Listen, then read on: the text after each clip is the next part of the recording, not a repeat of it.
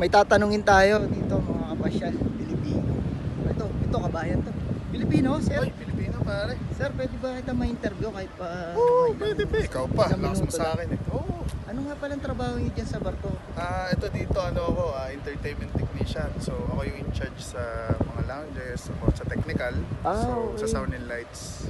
Okay pala yung trabaho mo dyan, sir. No? Sakto lang, sakto Ano, lang. mga sahod mo dyan siguro, laki siguro, no? Wala, mababa lang. Paano naman yung mga babae dyan, sir? Nakakailang. Hindi, wala tayong babae. Kasal na, tinan mo. Kasal na eh, wala. Pala to si sir. Wala.